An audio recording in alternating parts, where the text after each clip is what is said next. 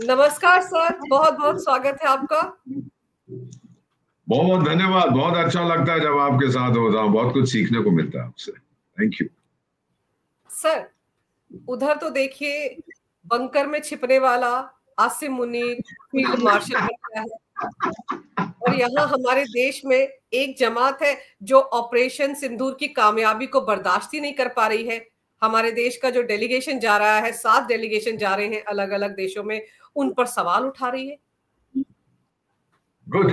मैं आपको जवाब देता हूँ। एक तो आपने सही कहा है कि पिंजड़े वाली मुनरिया, मुनरिया है ना उसका नाम, पिंजड़े वाली, वो बंकर में बैठी हुई है। अब बेटा ये जो फील्ड मार्शल बनाया है, ये बड़ी दिलचस्प एक एक खेल खेला जा रहा है। हमारे पास भारत में 2 फील्ड मार्शल थे। एक बने थे जनरल सैम मानेकशॉ रिटायरमेंट के बाद, और उसके बाद जनरल के एम करियप्पा जो हमारे फर्स्ट कमांडर इन चीफ थे, वो भी बहुत सालों के बाद, आई थिंक मरणोपरांत उनको टाइटल दिया गया था ऑफ फील्ड मार्शल। तो फील्ड मार्शल का एक टाइटल होता है, एक अपॉइंटमेंट होती है, कुछ कमांड नहीं करते वो, बस वो होता है कि अब रिटायर हो गए, देश की सेवा की है, बहुत जंग वंग लड़े, अब घर बैठो चाय पियो, और फील्ड मार्शल का जो टाइटल है वो फॉर लाइफ रहता है। जनरल साहब रिटायर हो जाए वो तो जनरल रिटायर्ड हो जाते हैं, major general, lieutenant general retired. Field marshal is always a field marshal. कई कई देश हैं वहां पे आप देखेंगे, जैसे मलेशिया, कोई भी वहां का उनका सिस्टम होता है, जो राजा होता है, उनकी जो प्रोविंसेस हैं, तो टर्न बाय टर्न होता है। तो वहां जो बनता है, चाहे वो 20 साल का हो, 25 साल, वो फील्ड मार्शल बन जाता है सीधा। तो बहुत सारे फील्ड मार्शल इन देशों में घूमते रहते हैं। अब इसका जो मेरा मानना है, पिंजड़े वाली मुनरिया को बाहर निकाला जा रहा है, क्योंकि इसने बहुत नुकसान करा है। मैं तो डेवलपमेंट इकोनॉमिस्ट हूँ, मैं पढ़ाई उस क्षेत्र में की है, कॉलेज में और पढ़ा था, लेकिन आई स्पेशलाइज्ड इन दिस। हम एक चीज करते हैं बेटा, उसको कहते हैं रिग्रेशन एनालिसिस, कि हम देखते हैं कि भाई कितना इस चीज का खर्चा है।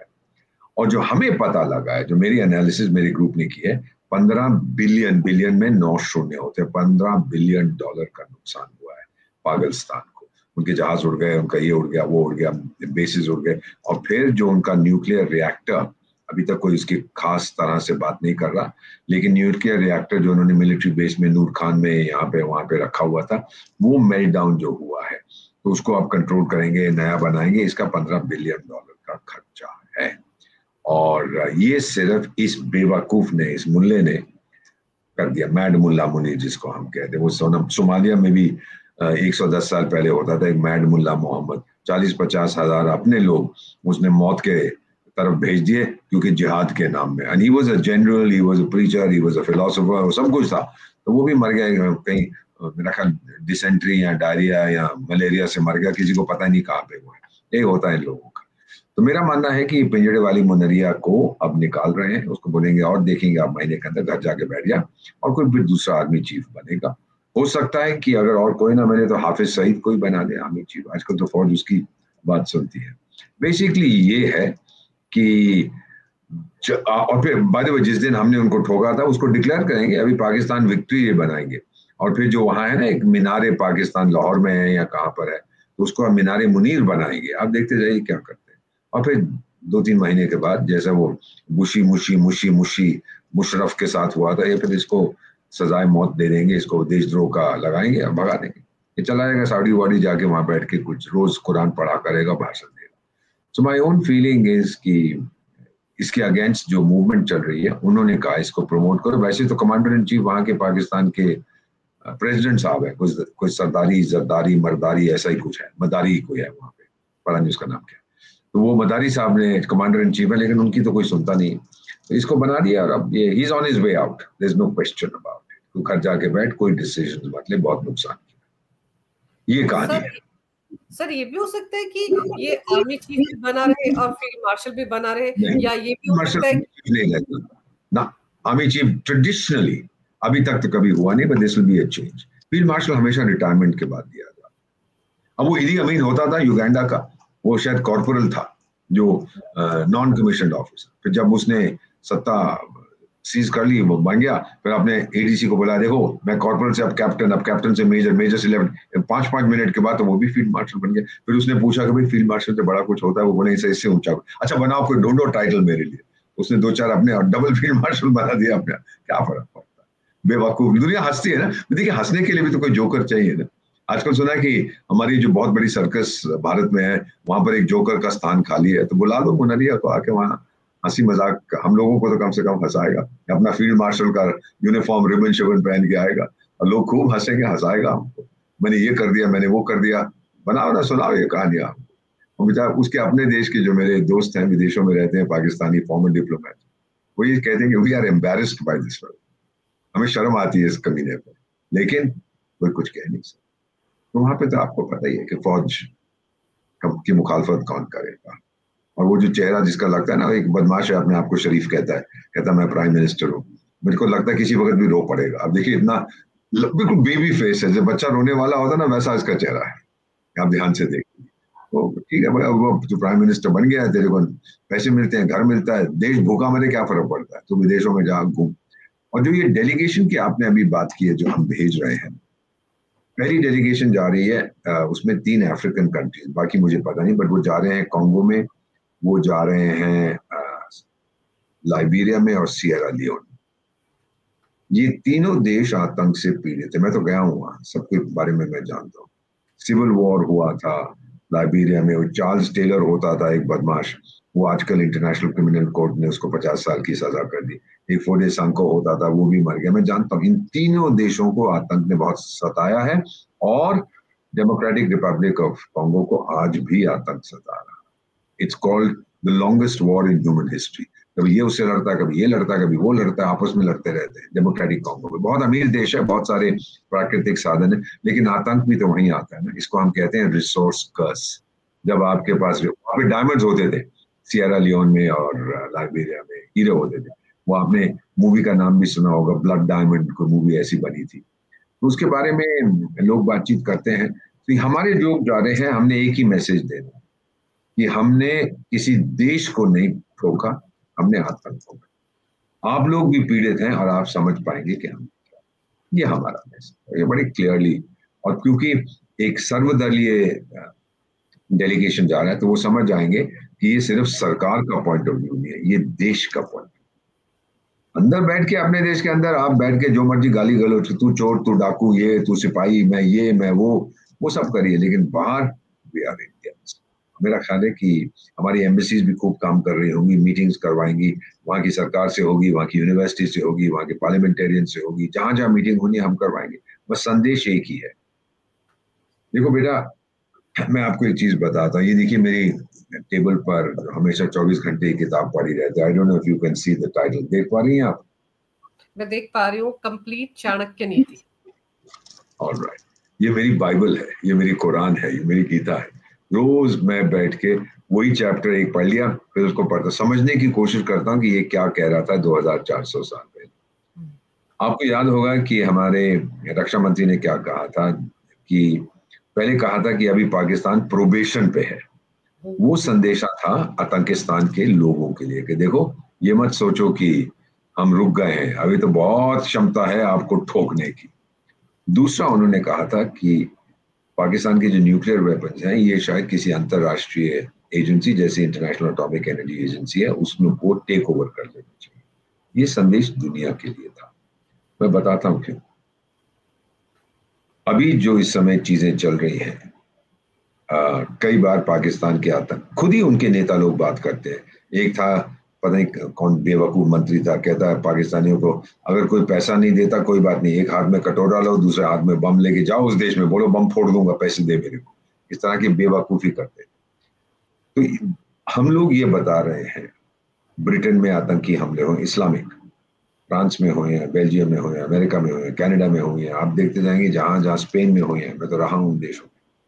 तो जो आतंकी हमले इस्लामिक वहां होते हैं, हम इनको ये बताने की कोशिश करें, राजनाथ सिंह का जो मैसेज था डिफेंस मिनिस्टर का, कि आपको खतरा है अगर इसने किसी आतंकी संगठन को एक आधा बम बेचे, क्योंकि पैसे की सख्त जरूरत है, बेच देगा किसी को, मालूम सिखा भी देगा, स्मार्ट बॉम्ब या डर्टी बॉम्ब जो हम कहते हैं बना के दे दिया, आप लोगों को खतरा है। इसलिए हम चाहते हैं पाकिस्तान को डी न्यूक्लियराइज किया जाए, उसके पास जो न्यूक्लियर हथियार हैं, परमाणु हथियार है, उनको दे दिया जाए। ये संदेश पूरी देश के लिए है, दुनिया के लिए है। और हमारी जो डेलीगेशन जाएंगी, जो अगर विकसित देशों में गई, तो यही संदेश देगी। ये मत सोचो कि आप लोग बचे हुए हो।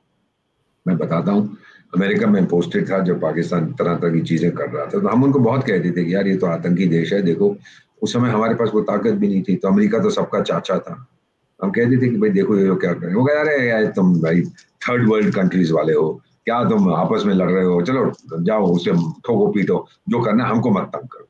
फिर जब 9/11 हुआ तो हमारे पास भागे आ गए। वो आपकी फाइल कहाँ है जी जो आपने हमने दी थी? मैंने कहा आपको दिए थे सारे सबूत। हाँ जी वो हमने खो दिए, दोबारा दो। तब उनको समझ आया कि आतंक के हमले से दुनिया में कोई भी देश सुरक्षित नहीं। जब तक इस्लामिक टेरर, मैम ये मॉडरेट इस्लाम और रेडिकल इस्लाम मैं तो समझता नहीं, मैं तो किसी के मन में घुस के समझ नहीं पाता वो मॉडरेट है या रेडिकल है, कहे जो मर्जी। जब तक इस्लामिक आतंक इस दुनिया के लिए खतरा है, दुनिया का कोई भी देश सुरक्षित नहीं। अमेरिका में तो आप देखते हैं कभी गाड़ी चला देते हैं लोगों के बीच में, कभी शूटिंग हो जाती है, मुसलमान इसमें कई इन्वॉल्व होते हैं। कनाडा में होता है, ब्रिटेन में होता है, फ्रांस में होता है। आपको याद है फ्रांस में भी कितने कुछ साल पहले वो क्या था, वो चार्ली हेब्डो के अखबार के ऊपर कितने नाराज हो गए थे ये लोग, इस्लामिक रेज उसको कहते थे, बिकेम इस्लामिक टेरर। ये चीजें जो है, जब तक ये इस्लामिक आतंक चलता जाएगा। हमने ये साबित किया है, पीएम साहब ने जब लेक्चर अपना दिया था बिहार में बोले थे संबोधित इंग्लिश में, और ये कहा था कि आतंकी, ये नहीं कहा कि पाकिस्तानी आतंकी, उसने कहा आतंकी आप जहां भी छुपोगे दुनिया के अंत तक हम जाके निकाल लाएंगे और सजा देंगे। ये पूरी दुनिया के लिए संदेश था। अब ये पार्ट 2 ऑफ दैट संदेश है कि हम तो कर लेंगे, we are leading the fight. अंतरराष्ट्रीय वो मैडम एक है ना न्यूयॉर्क में बेटा संस्था, यूनाइटेड कुछ कहते हैं उसको, 80 साल पुरानी, मैं तो 74 साल का हूँ, मुझसे 6 साल ज्यादा बुढ़िया है वो, और वो मरने वाली है, बस थोड़ी उसको क्या कहते हैं वो लाइफ सपोर्ट पे उसको जिंदा रख, वेंटिलेटर पे जिंदा रखा हुआ है।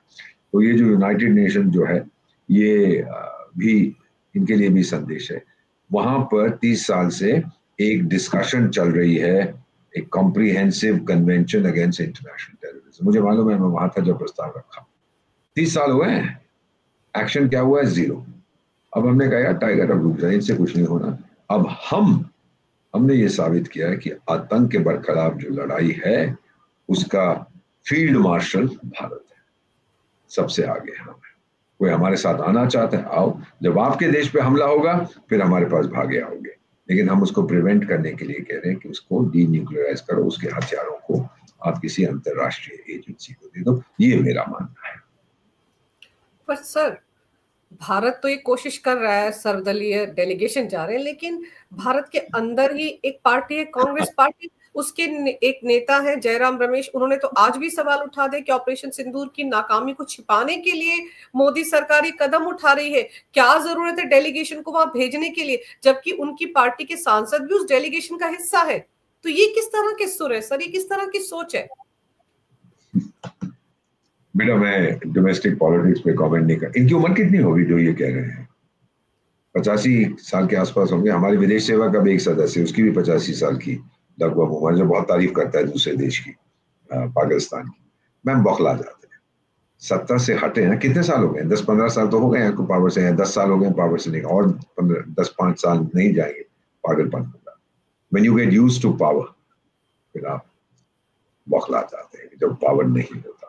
यही मेरा मानना है। इस तरह के बयान देने मीडिया में रिपोर्ट हो जाते हैं, बड़े खुश हैं जी लोग मुझे याद रखते हैं।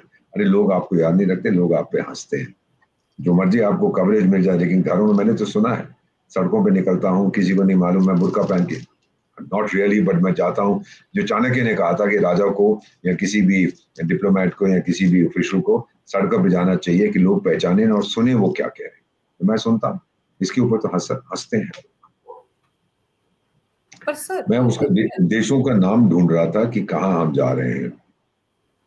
ये अभी देखता हूँ, बिगिंस टुडे। हाँ ये देखिए ये कहाँ जा रहे हैं, ये श्रीकांत शिंदे साहब इसका नेतृत्व कर रहे हैं, आज ही निकलेंगे 21 को। ये जा रहे हैं यूएई, फिर लाइबेरिया, कांगो, सिएरा लियोन। मैंने सही कहा था, ये 3 देश जो बहुत पीड़ित है, बहुत पीड़ित है। तो यहाँ पे ये लोग जाके इनसे मिलेंगे, इनसे बातचीत करेंगे, और वो लोग रिस्पॉन्ड करेंगे इमीडिएटली। वो तो सिर्फ हमसे ये कहेंगे थैंक यू वेरी मच कि आपने आतंक के गढ़ पर हमला किया। ये मैम मुझे लगता है कि जो जिस व्यक्ति का नाम की जो चीजें करते हैं, मेरा इनसे अनुरोध है कि ऐसी चीजें ना करा करें। क्यों? जब मैं विदेश में आपका राजदूत हूँ, मैं लोकल गवर्नमेंट को जाके कहता हूँ भाई हमने ठोका था उनको, हमने ये किया ये हमारे को इंस्ट्रक्शंस मिलती है दिल्ली से। फिर जो बदमाश देश हैं कुछ जो हमें चाहते नहीं है भारत को बढ़ता हुआ देखें, फिर वो सवाल उठाते भाई आपके लीडर तो कह रहे हैं ये है, आप तो अम्बेसडर साहब कुछ और कह रहे हैं। ये नहीं कहेंगे मैं झूठ बोल रहा हूँ, तो ये कहेंगे आप कुछ और कह रहे हैं, ये कुछ और कह रहे हैं। तो मेरी इनसे विनती है कि मेरा काम ज्यादा कठिन ना करें। हम सबको मालूम है हमने क्या किया। हमारे आर्मी चीफ तीनों ने, आर्मी नेवी एयरफोर्स के तीनों चीफ्स ने आपसे बताया है, हमारे डायरेक्टर जनरल मिलिट्री ऑपरेशंस ने बताया। अभी कुछ का मैंने एक और किसी का बयान सुना था, इसी पार्टी के हैं, कि जी हमारे मिलिट्री ऑफिसर्स तो जो ब्रीफिंग करते हैं प्रेस की, ये तो क्या है अनकॉन्स्टिट्यूशनल है। सुन लो, मैंने कहा ये आदमी कौन है, संविधान जानता भी है, कहाँ लिखा है। और जब मिलिट्री ऑपरेशन कोई होता है, आपको याद होगा 1984 में ऑपरेशन ब्लू स्टार कारगिल हुआ, हमारी तो डेली ब्रीफिंग हमारे आर्मी चीफ करते। आई मीन इनको इतनी भी अकल नहीं है, कहाँ लिखा है सब। अमेरिका में जब ब्रीफिंग होती थी 9/11 की, आपके मिलिट्री ऑफिसर्स करते हैं। क्योंकि बेटा अगर आप मुझसे पूछेंगे कि ऑपरेशन सिंदूर में क्या हुआ, या आप उस व्यक्ति से पूछेंगे मेजर साहब से, कर्नल साहब से जो वहां खुद गया है, वो तो आपको ज्यादा बताएगा ना। मैं तो उसकी बात आप तक पहुंचा रहा हूँ। अगर आप प्रश्न करना चाहते हैं तो उससे करिए। मैंने सुना था एक बार अमेरिका में मैं पोस्टेड था, तो रोनाल्ड रेगन साहब का कोई ऑपरेशन हुआ था, माइनर ऑपरेशन, उस समय राष्ट्रपति थे। तो उनके स्पोक्समैन ने बोला कि प्रेसिडेंट का भी ये सिचुएशन है, ये है। तो एक जर्नलिस्ट ने कहा साहब हम आपकी बहुत इज्जत करते हैं, लेकिन ये जो उनका ऑपरेशन माइनर कैंसर के लिए हुआ है, आप कैंसर एक्सपर्ट हैं क्या? उसके प्रवक्ता से कह रहे हैं। वो कह रहे हैं नहीं। तो बोले डॉक्टर को बुलाओ, मुझसे पूछना चाहते हैं। तो ये अगर मैं ब्रीफिंग करूं लोगों को, तो लोग ये कहेंगे भाई टाइगर आप गए थे वहां? मैं कहा जी मैं तो नहीं गया था। तो बुलाओ कोई वहां गया था, जिसने मिसाइल फायर की थी, जिसने ब्रह्मोस को चलाया। तो दिस इज परफेक्टली नॉर्मल कि मिलिट्री की तरफ से ब्रीफिंग होती है। और ये लोग जो सवाल उठाते हैं इस तरह के वाहियात किस्म के, you are making life more difficult for me. आपको तकलीफ है कि पूरी दुनिया में आज भारत का स्थान क्या है। अब मैंने आपको किताब दिखाई थी चाणक्य की, इसने 6 चीजें कही है। Do I have a minute to explain to you? बिल्कुल बिल्कुल समझ लीजिए जी। चाणक्य ने कहा था कि अब ये बात कर रहा है 2400 साल पहले, ये बात कर, मैं पढ़ूंगा नहीं क्योंकि ये तो मैं जबानी जानता हूँ, रोज इसको सवेरे उठते ही हम अपनी लाइब्रेरी में बैठता हूँ तो पहली चीज इसकी किताब मेरे सामने पड़ी हुई है। उसने कहा था कि अगर किसी भी देश को शक्तिशाली होना है तो 6 चीजें आवश्यक है। 7वीं 8वीं भी कुछ कहा था, मेन 6 चीजें। पहली होती है आपकी लीडरशिप, यानी जो राजा है, उस टाइम तो राजा महाराजा होते थे ना, राजा को बहुत अच्छा, बुद्धिमान, शक्तिशाली होना चाहिए। आज भारत का नेतृत्व कौन कर रहा है बेटा? एक व्यक्ति जिसको एक अमेरिकन कंसल्टेंसी है मॉर्निंग कंसल्ट, पिछले 3-4 साल से हर हफ्ते वो असेस करते हैं दुनिया का सबसे लोकप्रिय लीडर कौन है। पिछले 3-4 साल से वो नरेंद्र मोदी को चुनते हैं नंबर 1। 80% इसकी अप्रूवल रेटिंग होती है, और इनके पीछे जो आता है उसकी 60 या 55 या 65%, बहुत अंतर है। तो we have a very powerful leader, no question, जो जीता है देश के लिए, सब कुछ अपना समर्पित करता है देश के, पर्सनल इंटरेस्ट नहीं है। यू नो मैं कहना नहीं चाहता, लेकिन कई बार जब मैं उनको देखता हूं तो मैं अपने बारे में भी सोचता हूँ मुझे भी कुछ नहीं चाहिए, मेरा भी जीवन देश के लिए समर्पित है। सेकेंड चीज जो उसने चाणक्य ने कही थी, वो उसने कहा कि साथ में आपकी डिप्लोमेसी बड़ी तगड़ी होनी चाहिए। किसी भी देश को उसका इन्फ्लुएंस आपका कौन बनाता है? आपके डिप्लोमेट्स बनाते हैं, आपके प्रतिनिधि बनाते हैं। आज हमारी जो फॉरेन सर्विस है, विदेश नीति है, विदेश सेवा जो है, जिसका मैं सदस्य हूं, बड़े गर्व के साथ कहता हूं, दुनिया की सर्वश्रेष्ठ है। 120 देश हैं जिनको आप ग्लोबल साउथ कहते हैं, डेवलपिंग कंट्रीज, वो सब के सब कहते हैं कि भारत हमारा नेता है। मुझे जब मैं उनकी मीटिंग में कई बार जाता हूं देशों में, कहते हैं कि जहां 60 साल पहले आप थे जिस लेवल पर, आज हम वहां पर हैं। तो आप हमें समझते हैं। ये विकसित देश तो ये तो 200 साल या 100 साल या 150 साल पहले हुआ। आप हमें समझते हैं क्योंकि आपके एक्सपीरियंस में वो बड़ा रीसेंट है, इसीलिए हम आपको पसंद करते हैं। हमारे लिए रोल मॉडल अब यूरोप नहीं है, हमारे लिए रोल मॉडल अब भारत है। और उनमें से कुछ लोग जो कहते हैं नहीं यूरोप बड़ा अच्छा है, तो फिर मैं उनसे यही जवाब देता हूँ, मीटिंग्स होती हैं, हंसते हैं, मैं कहता हूँ यार तेरा ध्यान किधर है, तेरा हीरो किधर है, तो मेरी तरफ देख। भारत ने multi cultural, multi ethnic, multi religious society में जो अचीव किया उसको देखो। आपने नाम सुना होगा Arab league, league of Arab states. 22 सदस्य देश हैं, एक भाषा बोलते हैं अरबी। हम एक देश है, 22 भाषाएं। इससे बड़ी चीज क्या हो सकती है हमारे देश के बारे में। सो ये चाणक्य ने कहा था आपकी डिप्लोमेसी, हमारा इन्फ्लुएंस जबरदस्त है। तीसरा उसने कहा था आपकी इकोनॉमिक स्टेटस, शक्ति। जानते हैं आप दुनिया की चौथी सबसे बड़ी इकोनॉमी है, जल्दी तीसरी बन जाएगी, जर्मनी से आगे निकल गई तीसरी, फिर हमारे आगे रहेगा अमेरिका, चाइना। चाइना के फिगर्स पे कोई भरोसा नहीं करता, शायद उन्हें भी पकड़ ले। फिर नेक्स्ट चीज चौथी उसने कही थी military, one of top 3 militaries in the world. दुनिया ने देख लिया हमारी मिलिट्री की शक्ति। पांचवी चीज उसने बड़ी मजेदार चीज कही थी, एजुकेशन। कि अगर देश के लोग साक्षर नहीं है, जो पाकिस्तान में बहुत कम है लिटरेसी, वो कभी शक्तिशाली नहीं बन सकता। चीन में बड़ी हाई लिटरेसी है, सोवियत संघ में बड़ी हाई लिटरेसी थी। भारत ने शुरू में इतना ध्यान नहीं दिया था। जब मेरा निर्माण हुआ था भारत में 500 कॉलेज यूनिवर्सिटीज थे 1951 में, आज 60,000 है मेरे पास। अमेरिका की आबादी 34 करोड़ की है, मेरे पास 34 करोड़ विद्यार्थी हैं, 51% हमारी बेटियां। ना एजुकेशन जो है वो फैला हुआ है हर जगह भारत में।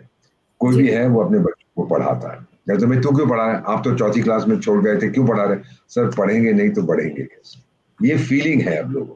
और छठी चीज उसने कही थी इंफ्रास्ट्रक्चर। अब मैं ये सवाल आपसे पूछता हूँ, दुनिया से नहीं पूछता, भाई कौन सा देश है मुझे बताओ ना। एक ना एक तो होगा जो एक दिन में 34 किलोमीटर हाईवे बनाता है, 12 किलोमीटर रेलवे लाइन बनाता है, जो ज्यादा लोकोमोटिव एक साल में बनाता है। अमेरिका और यूरोप मिलके उतने नहीं बनाते जो ये बनाता है। हर रोज 2 कॉलेज खोलता है, हर महीने 3 विश्वविद्यालय खोलता है। ये कौन सा देश है? एक साल के अंदर 8 नए हवाई अड्डे खोलता है, एक साल के अंदर 2 मेट्रो सिस्टम खोलता है। ये कौन सा पागल देश है? ये कौन सा गरीब देश है जो ये सब कुछ कर रहा है? फिर हंस के मेरी तरफ देखते हैं, ये आप कर रहे हैं। ये तो मैं पूछ रहा हूँ, मुझे तो आप लोग गरीब कहते हैं, मेरी तो आप परवाह नहीं करते।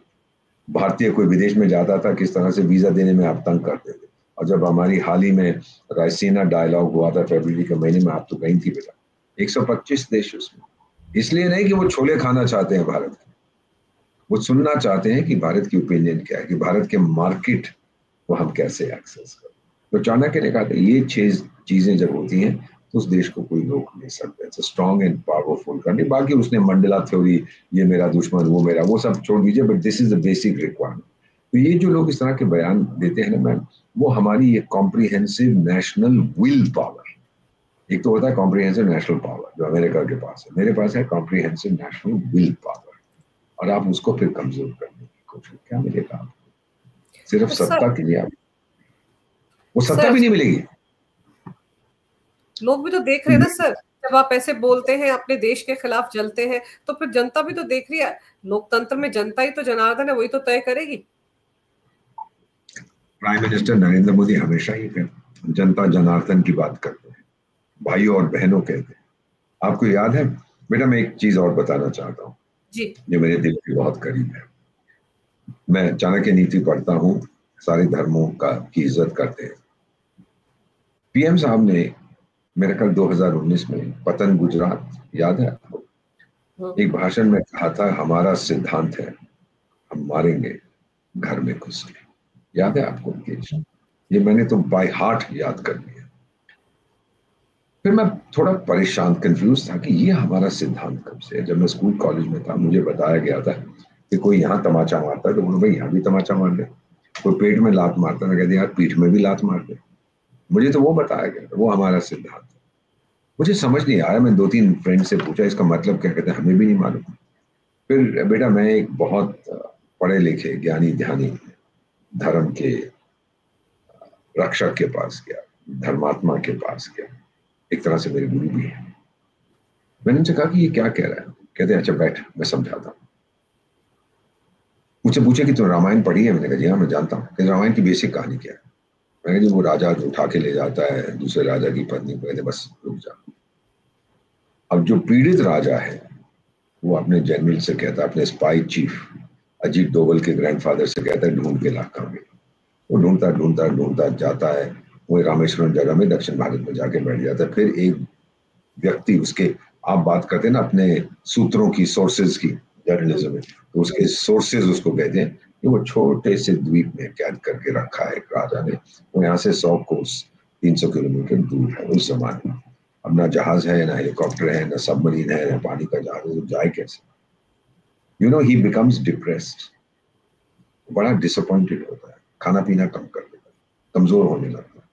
फिर वो जामवंत आता है, भालू, और वो भालू उसको कहता है, हनुमान उठ, अपनी ताकत याद कर, अपना जुनून याद कर, अपने आप पर भरोसा कर, अपने आप, जो आप अपने आप पर निर्भर थे, आप याद कर उसको।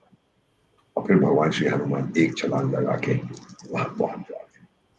वहां जाके क्या करते हैं, सीता माँ को जो सीक्रेट मैसेज, अंगूठी देनी है, जो आजकल कहते हैं अंगूठी की, वो जो भी सीक्रेट मैसेज देना था दे देते हैं।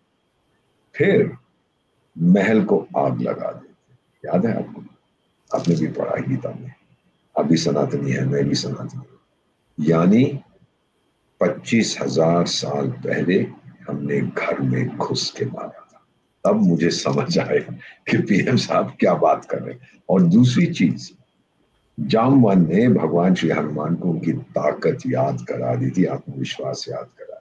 मैं मानता हूं कि नरेंद्र मोदी जामवंत है, उन्होंने आज इस देश को उसकी ताकत याद करा। आज तो सड़क सड़क पे कोई जो निकलते हैं, चेहरे पे खुशी देखो जब वो ऑपरेशन सिंदूर की बात करते हैं। आप महिला हैं, आप बेटी हैं, जितनी महिलाएं, आपका पॉडकास्ट तो अनबिलीवेबली पॉपुलर है, जितनी महिलाएं देख रही हैं, मैं माफी मांगता हूं, आपका सिंदूर हम बचा दें। हमारी 26 बेटियों का सिंदूर नहीं बचा पाए, ये मेरा वादा है। उसके खून से आपकी मांग भरेंगे, ये वादा हमारा। मेरा परिवार, माय फादर सिविल सर्वेंट थे, my grandfather was in civil service, railway engineer, father was electrical engineer. हमारा परिवार आता है गजनी अफगानिस्तान से, तो मैं आधा पठान, मेरी माँ सिख परिवार से संबंध रखती है, मैं आधा सरदार। दोनों का जब खून मिलता है ना, पठान और सिख का, वो बड़ा डेडली होता है। और एक कहावत भी है हमारे बारे में, कहा जाता है कि भगवान आपको बचाए शेर के दांत से, कोबरा के जहर से, और पठान के बदले से। सुन पिंजरे वाली मुनरिया, ये पठान तुझे कह रहा है, मैं आ रहा हूं, मैं आ रहा हूं और तुझे घसीट के लाऊंगा इधर, और तेरे खून से हमारी इन बेटियों की हम फिर से माफ करना बेटी, मैं भावुक हो जाता हूं। 74 साल की उम्र में भी वक्त आने पर तो मैं खाक हो जाऊंगा, इस माँ की गोद में सो जाऊंगा, बजेगा ब्यूगल जब भारत का, फिर उठ के तैनात हो जाऊंगा। ये मेरा वादा है इस देश को, उन बेटियों को वादा है, 26 महिलाओं को मेरा वादा है। हम बदला लेंगे, पठान का बदला बड़ा जबरदस्त, इस पीढ़ी में नहीं लेंगे, अगली में लेंगे, अगली से अगली में लेंगे। वो हम भूलते नहीं है, हम माफ नहीं करते। सॉरी, ये मैं बताना चाहता था आपको। पर सर ये बताइए कि जैसे अभी आपने कहा कि पाकिस्तान को $15 बिलियन का नुकसान हुआ, तो चाइना को तो उससे भी डबल हुआ होगा सर। चाइना भी तो बौखलाया हुआ है, वो भी तो भारत में कोई ना कोई टूल किट शुरू कर रहा है। क्या ये जो कुछ हो रहा है ऑपरेशन सिंदूर को लेकर, सवाल उठाए जा रहे हैं, कितने रफाल गिरे ये बता दीजिए, ये सब जो हो रहा है, ये क्या चीनी टूल किट है कोई? 100% ये बता रहे हैं कि भारत का जो इस समय आत्मविश्वास जो सितारों से ऊपर है, उसको कमजोर करें। क्योंकि जिस देश के लोगों में, सेना में, डिप्लोमेसी में, सिविल सर्विस में आत्मविश्वास हो, वो किसी के सामने झुकता नहीं है। अब वो अमेरिका का जो डोनाल्ड ट्रंप है, वो कहते हैं जी सब कुछ तो मैंने करा दिया। इसको हम कहते हैं नार्सिसिस्टिक पर्सनैलिटी, कि मुझे सब कुछ मैं ही हूं जी, मैं सबसे होशियार, सबसे बुद्धिमान। यू नो, ये लोग होते हैं जो चाहते हैं एड्यूलेशन, प्रशंसा चाहते हैं, प्रशंसा के भूखे होते हैं। ये सब कुछ मैंने ही कर दिया। अब क्या कहता है जी, मैं सबसे ज्यादा बुद्धिमान हूँ, सबसे ज्यादा होशियार हूँ, सबसे ज्यादा शक्तिशाली हूँ, सबसे ज्यादा प्रभावशाली हूँ। ये नहीं कहता सबसे ज्यादा खूबसूरत हूँ, वो टाइटल मेरे लिए है, डोनाल्ड ट्रंप के लिए नहीं है। सबसे ज्यादा 70s की उम्र में हैंडसम, देख डोनाल्ड ट्रंप मैं तुझसे ज्यादा हैंडसम। जोकिंग, लेकिन ये मजेदार चीज है। तो ये जो आप अरेस्ट हो रहे हैं, आप कह रहे हैं कि जोकिंग, लेकिन हम मानते हैं ये, हम इस बात पर यकीन करते हैं। बेटी है आप, बेटी है, बेटी तो हमेशा फादर के साथ रहती है। तो उसमें बच्चे क्या है कि ये जो चाइना कोशिश कर रहा है, ये पहले आपका आत्मविश्वास तोड़ना चाहता है, क्योंकि आत्मविश्वास के आधार पर ही तो प्राइम मिनिस्टर ने जो आदेश दिया था कि आतंक को मिटा दीजिएगा जड़ से। ये नहीं बोला पाकिस्तानी आता, आतंक किसी का भी हो। और एक इसका बड़ी, जब मैं अमेरिका में पोस्टेड था, पढ़ाई तो मेरी दिल्ली में, रॉबर्ट मर्टन का एक, हम लोग उसके लेक्चर सुनते थे, लॉ ऑफ अनइंटेंडेड कॉन्सिक्वेंसेस। आप कुछ करते हैं, परिणाम आप देख रहे हैं, लेकिन कुछ और भी परिणाम हो जाते हैं। इसका एक परिणाम हुआ, हमने नष्ट तो कर दिया उसके जो मिलिट्री इंस्टॉलेशंस वगैरह थे, सबको बर्बाद कर दिया। अब ब्रह्मोस का नाम पूरी दुनिया में चल पड़ा। यहाँ तक कि पहले उस देश की माताएं अपने बच्चों से जो शरारत करते, सोते नहीं थे, कहते थे अरे बेटा सो जा, चंगेज खान आ रहा है। अब बोलती हैं अरे बेटा सो जा, ब्रह्मोस आ रहा है। तो वो तो पूरी, एक अफ्रीका के विदेश मंत्री, रक्षा मंत्री ने मुझे फोन से मुझे बात की, मुझे कहने कि मिस्टर एम्बेसडर, हाँ सर बहुत दिनों के बाद आपने किए, कैसे हैं आप महामहिम? कहते mister ambassador tell me more about BrahMos. मैंने कहा जी मैं कौन होता हूँ ब्रह्मोस के बारे में, आपको जरूरत क्या है ब्रह्मोस की? लेकिन वो दिखावे के लिए ना, फिलीपींस ने खरीदे, वियतनाम में खरीदे, इंडोनेशिया ने खरीदा, कुछ और देश खरीदना चाहते, वो तो हाई फाइव्स कर रहे हो, बल्ले बल्ले बल्ले। चीन डर गया है, बहुत डरा हुआ है कि कोई रोक नहीं। चीनियों ने जो सिस्टम दिए थे, अमेरिका ने जो सिस्टम दिए थे, कोई इसको डिटेक्ट नहीं कर पाया।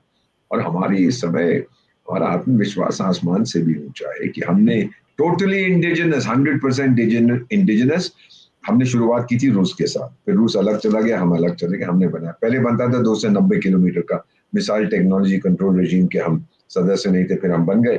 अब तो कोई लिमिट नहीं है, जितना मर्जी बना। अब सारी दुनिया चौकन्नी हो गई है यार, ये हिंदुस्तानी लोग ये तो बड़े शातिर हैं। देखो फिर आकाश तीर, उसके ड्रोन गिरा दिए, इतने महंगे महंगे ड्रोन। तो ये जो मैं बात करता हूँ $15 बिलियन की, जो नुकसान हुआ है उसकी इक्विपमेंट का, उसकी बिल्डिंग्स को, जो थोड़ी बहुत फॉरेन एक्सचेंज आनी थी जो नहीं आई है, जो वहां पर और तरह के नुकसान होते हैं, लोग अपना पैसा ले जा रहे हैं। पाकिस्तान स्टॉक मार्केट की हालत देखो, डाउन डाउन डाउन। भारत का स्टॉक मार्केट देखो अप अप अप। ये चीजें होती है जब हम कैलकुलेट करते हैं कितना नुकसान हुआ, ये हम गिनते हैं। तो $15 बिलियन कहाँ से लाएगा? ये मुनरिया देगा, ये पिंजड़े वाली मुनरिया कहाँ से लाएगा? ये तो खुद, इसको तो मेरा ख्याल दुबई में क्या बोलते थे, चाचा विस्की, शराब बहुत पीता, और फिर उसके बाद बड़ा लो बकवास करता है। तो ये कहाँ से लाएगा? ये नुकसान हुआ। इसीलिए तो मेरा मानना है, व्हेन यू, जैसे अंग्रेजी में कहते हैं ना, डॉट्स हैं उनको कनेक्ट करो। मुझे लगता है कि इसको बाहर निकालो। ठीक है, तूने हासिल क्या कर लिया? एक और कहानी बताता हूँ। सॉरी, मेरे को ये किस्से याद आते हैं तो अब बुढ़ा हो गया हूँ, जैसे मेरे सामने आते हैं। परवेज मुशर्रफ साहब और मुशी पता नहीं कहाँ मुलाकात हुई, लंदन में किसी के घर में, अब मुझे याद नहीं है, मैं भी बूढ़ा हो गया। उस समय वो निकल गया, तो वो था और उसके साथ कोई और था। और फिर मैंने बाद में पूछा कि वो शराब बहुत पी रहा था, ये मुशर्रफ डेढ़ था। तो मैंने बाद में उससे या किसी से पूछा कि भाई ये कारगिल आप लोगों ने क्यों किया था? मैं बात कर रहा हूँ 2012-13 की, तब तक इसको बाहर निकाल दिया। तो बोले हाँ आप जनरल साहब की किताब पढ़िएगा, कुछ उन्होंने लिखा है इसके बारे में। मैं कहा देखो मेरे पास ना टाइम है ना पैसे मेरे पास, तो बताओ किया क्यों इसने? कहता मैं जाऊँ, वो भी खैर मिलिट्री का था। कहता कि बस हमने कुछ साबित करना था। तो मैंने कहा या फिर मेरी तरफ से एक संदेश दे दे अपने इसको। तो अपने आप को बड़ा जनरल कहता है, इसको लड़ना नहीं आता, इसको हथियारों के बारे में कुछ नहीं पता, स्ट्रेटेजी के बारे में कुछ नहीं पता, टैक्टिक्स के बारे में कुछ नहीं पता, इंटरनेशनल ओपिनियन के बारे में कुछ नहीं पता, फौज के बारे में कुछ नहीं पता। इसके अतिरिक्त ये तो बड़ा महान जनरल है। वो भी हंस पड़ा, कहता आप तो गाली दे, कहता तमाशा मारे बिना तमाशा मार रहे। मैंने कहा वो आपकी मर्जी है जो कह रहे। बेवकूफ, क्या मिल गया तेरे को? आपने कर दिया, तो ये पाहिमा या जो भी उसको कह देते, आपके लोग वापस चले गए, 4000 आपके मर गए, 500 कुछ 60 या कुछ हमारे बच्चे शहीद हो गए, आप वापस चले गए, हम वहीं रहे। नतीजा, उसका परिणाम यह हुआ, जो आपको नुकसान हुआ हमको नुकसान हुआ। हमारी तो बहुत बड़ी इकोनॉमी है, हमने बैठ किया, लेकिन ये हुआ कि पहले हम लोग सर्दियों में वापस आ जाते थे नीचे, क्योंकि ना आप ऊपर रहते थे ना। अब हम हमेशा वहां रहेंगे, आपको भी रहना पड़ेगा, अब आपके ऊपर एडिशनल खर्चा है।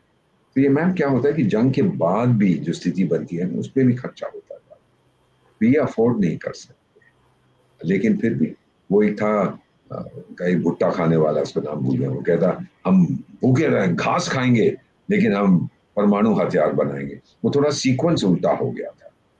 परमाणु हथियार तो बना लिया, उसने कहा कि पहले घास खाएंगे और फिर परमाणु हथियार। तो उल्टा क्या हो गया, परमाणु हथियार तो बना दिया, अब घास खा रहे। थोड़ा उल्टा पड़ गया उसका जो लॉजिक था। So you know this और सर उस न्यूक्लियर वेपन की भी तो हमने हवा निकाल दी ना, वहां जो राना हिल्स पे जो ब्रह्मोस इनका, हाँ वो तो बेटा, वो जो न्यूक्लियर रिएक्शन, जो रेडियो एक्टिविटी लीक हो रहा है, ये तो इनका रिएक्टर था वहां पे। जब आप यूरेनियम को और शक्तिशाली बनाते हैं, हम कहते हैं एनरिचमेंट, तो उसके लिए एक मशीन होती है सेंट्रीफ्यूज, वो घूमते हैं, एक दिन में यूरेनियम जो है वो शक्तिशाली नहीं बनता, 2 3 4 साल लगते हैं। ईरान कब से कोशिश कर रहा है, वो बड़ी एडवांस टेक्नोलॉजी है, लेकिन उन मशीनों को चलाने के लिए आपको चाहिए बिजली नॉन स्टॉप। अगर वो 1 सेकंड के लिए भी बिजली रुक जाए तो सब ठप हो जाता है। अब पाकिस्तान के पास बिजली तो है नहीं, वो चीन ने भी जो पावर प्लांट्स दिए हैं वो भी, और बाहर से बिजली लाना, अगर आप सेंट्रीफ्यूज को एनरिच कर रहे हैं कहीं पर, तो ये यूरेनियम को और शक्तिशाली बना रहे, तो बाहर से आप बिजली ला नहीं सकते। कोई अगर बिजली प्लांट उड़ गया, ये हो गया, वो हो गया, सब ठप हो जाएगा। तो इन्होंने क्या किया था, एक मिलिट्री बेस में ये यूरेनियम को एनरिच कर रहे थे और वहां पे न्यूक्लियर रिएक्टर के जरिए ये बिजली पैदा कर। नहीं तो हर साल 1 जनवरी को हम लिस्ट देते हैं उनको कि भाई मेरे न्यूक्लियर रिएक्टर्स, बिजली का जो उत्पादन करते हैं वो यहाँ पे है, यहाँ पे, यहाँ है, तुम मत ठोकियो। और तेरे, वो हमें कहता है कि भाई मेरे यहाँ पे, यहाँ पे, यहाँ पे, तुम मत ठोक। उसने हमें बताया नहीं कि चोरी छिपे, क्योंकि छल कपट तो उसकी जिंदगी है, वो ले गया था, मेरा मानना है, एक मिलिट्री बेस में।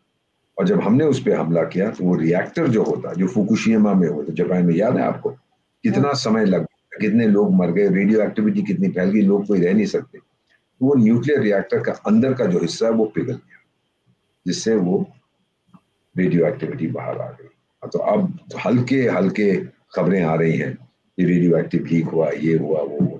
और फिर न्यूक्लियर हथियार तो उसके अब तो सवाल ही नहीं पैदा होता ना यूज करने का। किस पे यूज करेगा? इनका एक विदेश मंत्री होता था, मैं मिलता था उसको न्यूयॉर्क में, कुरैशी उसका, आजकल जेल में है। उसको हम मजाक में सारे लोग न्यूक्लियर कुरैशी कहते हैं। आप पूछ लो, सर आइए, सर आइए, आइए सर, योर एक्सेलेंसी ब्रेकफास्ट के लिए चाय पियेंगे, कॉफी? हमारे पास न्यूक्लियर हथियार है। वो, सर जी मैं पूछ रहा हूँ चाय पियेंगे या कॉफी? उसके बाद वो बड़ी मुश्किल से कहता है कॉफी लाओ।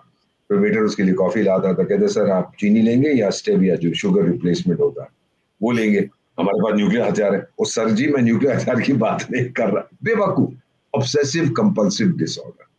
और न्यूक्लियर हथियार जो उसके पास है, सोवियत संघ के पास थे, अमेरिका के पास थे, उसका कहते थे म्यूचुअली एश्योर्ड डिस्ट्रक्शन, मैड, कि तूने मुझे ठोका, मैं ठोक। अमेरिका की पॉलिसी सिंपल थी, अगर सोवियत संघ ने न्यूक्लियर मिसाइल हमारी तरफ दागी, हम इंतजार नहीं करेंगे वो गिरे, दे लॉन्च वी लॉन्च। उसने फेंका, हम, हमारी भी अब कुछ, मैं जो मैं साइंस देख रहा हूँ, जो मैं इंडिकेटर्स देख रहा हूँ, रुझान देख रहा हूँ, हमारी भी वही है। जहां हमें पता लगा आपने लॉन्च किया है, तो फिर हवा से, समुंदर से और धरती से फिर हमारा रिस्पांस ऐसा होगा, सेकंड स्ट्राइक की जरूरत ही नहीं होती। उसी वक्त आपने लॉन्च किया, हमने लॉन्च किया, आप मिट जाओगे, मुझे बहुत नुकसान होगा, लेकिन मैं बड़ा देश हूँ, मैं सर्वाइव कर रहा हूँ, आप सर्वाइव नहीं होगे। उसके बाद फिर अगले 5,000 साल तक आप लाइब्रेरी में जाके बना कि भाई कोई वो पाकिस्तान की इतिहास पे किताब देना, हाँ साहब जाके वो फिक्शन सेक्शन में ढूंढो और कहीं नहीं मिलेगा। ये आपका हाल हो। तो ये मेरा मानना है कि लोग कहते हैं सेकंड स्ट्राइक, उसकी जरूरत नहीं है। पता लगा वहां से मिसाइल आ रही है, हमारे हो जाएंगे, उसके बाद फिर तो सारी दुनिया जानती है क्या हो। ये अल्टीमेट नाइटमेयर है दुनिया का, मेरा नहीं है। मैं तो खैर, मुझे तो नुकसान होगा, लेकिन फिर जो मैं उसके ऊपर करूँ वो तो खत्म हो जाएगा। That country will cease to exist. अब बाबरी मस्जिद का भी बेटा अपने दिल से मैं कहता हूँ, कितने सालों तक ऐसा बनाइए वैसा बनाइए, ये होगा, वो कितना दंगे हुए, लेकिन फिर एक दिन कुछ लोग गए, उसको नीचे खींच दिया, खत्म। और मैं पर्सनली, अब ठीक है गैर कानूनी था, what ever the things were going on, personally मुझे एक सेंस ऑफ क्लोजर होता है कि यार ये एक मुद्दा था ऐसा जो बन गया, चलिए खत्म हुआ, अब आगे देखते हैं क्या करना। उसके बाद फिर तो पता ही है, आप यहाँ बना लो मस्जिद, ये कर दो, वो कर दो। राम मंदिर के बारे में भी कंट्रोवर्सी जबरदस्त थी, आजकल उसके बारे में ज्यादा नहीं बोलते ये लोग, जो सवाल उठा देते कि उनको पता है। बेटा करोड़ों लोग आपका प्रोग्राम देखते हैं। आज एक 74 साल का जवान भारतवासी एक चीज आपसे कहना चाहता है दिल से। पीएम मन की बात करते हैं, मैं दिल की बात करता हूँ। 1947 में लोग कहते हैं भारत आजाद हुआ था, बकवास करते हैं। सिर्फ मेरा जिस्म आजाद हुआ है, मेरी मानसिकता तो बहुत ब्रिटिश थी। दूसरे विश्व युद्ध में बेटा 25 लाख भारतवासी, 25 लाख ब्रिटिश इंडियन आर्मी, वो लड़े थे अंग्रेजी साम्राज्य को बचाने के लिए। मेरे लेट फादर साहब भी वॉर एफर्ट में इन्वॉल्व, 25 लाख लड़े थे ब्रिटिश शहनशाह को बचाने के, साम्राज्य को। हमें कोई झूठे मूठे वादे किए थे कि इसके बाद अब ये कर देंगे, भारत की आजादी का सोचेंगे, बात करेंगे। फिर उसी टाइम पे 25,000, ये 25 लाख थे, 25,000 भारतवासियों को लेके प्रिजनर्स ऑफ वॉर जापानियों ने लिए थे। ये व्यक्ति निकलता है सिंगापुर से, तुम मुझे खून दो, मैं तुम्हें आजादी दूंगा। और जिस दिन हमने नेताजी सुभाष चंद्र बोस की मूर्ति को हमने विराजमान किया देश की राजधानी में, उस दिन मेरा आत्मसम्मान आजाद हो गया कि अब मैं जो कर इस व्यक्ति की इज्जत कर रहा हूं जिसने भारत के लिए किया, किसी और के लिए। फिर जब चंद्रयान गया 2 साल पहले चंद्रमा पर, जहां कोई नहीं गया था, मेरा आत्मविश्वास आजाद हुआ। और चौथी चीज मैं यही बांटना चाहता हूँ, जो भी आपका धर्म हो मुझे कोई लेना देना नहीं है, लेकिन जिस दिन राम लल्ला अपने घर गए मेरी आत्मा आजाद हो गई उस दिन। उसको मैं कभी नहीं बोल सकता। मैं तो सनातनी हूँ, भले ही पठान का बेटा हूँ, सिखने का बेटा हूँ मैं पठान। तो मेरे को इतना अच्छा लगा कि राम लल्ला अपने घर आ गए। ये 4 आजादियां भारत की जो है, ये मैंने अपने जीवन में देखा है। अब हमसे कहा गया है 2047 तक विकसित देश बनना, 22 साल बचे, मैं तो जिंदा नहीं रहूंगा। तो अगर रहा किसी तरह से तो I'll be 96। तो इसीलिए मैं विकसित भारत से कभी कभी सपना देखता हूँ और बात करता हूँ। मैंने कभी सुन विकसित भारत, अरे आजा आजा आजा झलक दिखला जा, मैं तो देखना चाहता हूँ कि कैसा होगा। पीएम साहब ने कभी एक कॉन्क्लेव हो रहा था किसी मीडिया हाउस का, तो उन्होंने कहा कि नौजवानों को उन्होंने कुछ अवार्ड्स भी दिए और बोला कि हम आपके लिए एक विकसित भारत दे के जा रहे हैं, आपकी तो मौज हो जाए। You know how beautifully put, जो मौज हम नहीं कर पाए, हमने तो नींव रखी है, आप तो मौज करेंगे एक डेवलपमेंट। ये मेरा मान, ये होती है लीडरशिप जो दिल के तारों को छू देती है। कहते हैं हमको प्यार से इंडिया वाले, छू लेते हैं दिल के तार से ये इंडिया वाले। ये हमारी ताकत है। सर, आपसे जब बात करती हूँ मुद्दे सोच के आती हूँ कि इस टॉपिक पे बात करूंगी, लेकिन आप ऐसी ऐसी बातें बताते हैं कि मैं उसमें बहती चली जाती हूँ और सवालों को भूल जाती हूँ। आपने आज भी मेरे लिए समय निकाला और बहुत ही अलग तरह की बातें मेरे दर्शकों को बताई, जो बातें अमूमन लोगों तक पहुंच नहीं पाती हैं। आपका दिल से बहुत बहुत धन्यवाद। आप मुझे नमस्कार। बुलाते रहिएगा, मैंने कहा ना भगवान को, I tell him no no thank you, मैं बिजी हूँ, कि हमारी बेटी अंजू ने बुलाया। जब भी आप कहेंगी बेटा, आई विल बी अवेलेबल। मैं देखता हूँ आपके कमेंट्स वगैरह जो आते हैं, लोग खुश होते हैं ये सब देखकर, बहुत अच्छा बिल्कुल। लगता है जिस तरह से आप पेश करते हैं। बस यही, ये जो लोग हमारे से सवाल उठाते हैं तो कि ये राजनीति छोड़े, इस समय जरूरत है 140 करोड़ भारतवासी एक तिरंगे के नीचे निकल पड़े। और बिल्कुल। जब हम सब आएंगे ना, अभी शिव तांडव स्तोत्रम रोज सुबह हम, मेरे घर में बजता है, चलता रहता है कि हम लोग शिव भक्त हैं। और यही हम कहते हैं कि ये तो शिव तांडव स्तोत्रम है, ये डांस ऑफ क्रिएशन है। जिस दिन शिव जी को क्रोध आया और उसने रुद्र तांडव किया, डांस ऑफ डिस्ट्रक्शन, उस दिन बेटा ब्रह्मांड कांपेगा। भारत की ताकत फिर जब देखेंगे ना, जब हमें गुस्सा आया जिस दिन, फिर इसीलिए सबसे यही अनुरोध है भाई, जो भारत का विरोध भी करते हैं, कोई पंगा मत लेना हमसे। जिस दिन हमारी सहन शक्ति कमजोर हो गई तो फिर ऐसा ठोकेंगे कि पुश्तों तक लोग याद रखेंगे, कहेंगे भारत ने बहुत मारा था। ये मेरा फिलहाल वादा है, एक पठान वादा है। सर, पाकिस्तान याद कर रहा है अपने उसी गम को भुलाने के लिए, तो तरह तरह के एक्सपेरिमेंट कर रहे हैं। मुनीर को जो फील्ड मार्शल बनाया गया, ये उसी जख्म को ढकने के लिए बनाया गया है। उसको और क्या पता है बनाया कि गया भारत किसी। ने पॉज लिया है, ऑपरेशन सिंधु रुका नहीं है सर, पॉज पे है, प्रोबेशन पीरियड पर चल रहा है पाकिस्तान। तो उसको पता है तलवार उस पर हमेशा लटक रही है कि उसने गोली फेंकी तो यहाँ से गोला जाएगा। तो ये सब कुछ चल पाकिस्तान रहा है। जी रहा है बोरोड टाइम के ऊपर, किस दिन उसकी घड़ी रुक जाएगी वो हम फैसला करेंगे, फैसला आप नहीं करेंगे। My favourite dialogue in the end, Rajkumar, बदला तो हम लेंगे जानी, बंदूक भी हमारी होगी, गोली भी हमारी होगी, वक्त भी हमारा। ये मैं बिल्कुल उनको सर। संदेश चाहता है। मैंने उनके साथ एक टीवी इंटरव्यू किया था दूरदर्शन के लिए, एक्टर राजकुमार से, किसी ने यूट्यूब पे उसको डाल दिया, 30-40 साल के बाद। I was very happy to see him, बड़ा अच्छा लगा था। उनके डायलॉग में बहुत सुनता था, कोई भी फिल्म होती थी मैं देखने जाते थे, ग्रेट एक्टर। ठीक है, हम लोग you know we are an amazing society बेटा। इतनी तरह के धर्म हैं, सोशल ग्रुप्स हैं, भाषाएं हैं, फूड हैबिट्स हैं, रंग हैं, एक देश, फिर भी एक देश। अरे दुनिया के इतिहास में ये एक अनोखा तजुर्बा, एक्सपेरिमेंट है, अभियान है, और हम पूरी तरह से इसमें सक्सेसफुल रहे, कामयाब रहे हैं। तो इतना ही हमेशा जो लोग प्रोग्राम देखते हैं, बेटा नाज करो, गर्व करो अपने आप पर। और भगवान से यही कहूंगा, मेरा टाइम तो आएगा भाई टाइगर, भारत में मेरा जन्म फिर से हो, फिर से भारत का राजदूत बनूं, और फिर से अंजू बेटी के साथ मेरा संपर्क बनाना अगले जन्म में भी।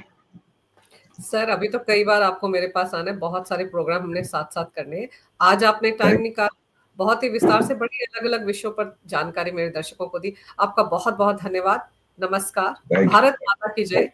वंदे मातरम। जय श्री राम। जय मातरम। जय सिया राम। थैंक यू बेटा। खुश रहो। खुश रहो।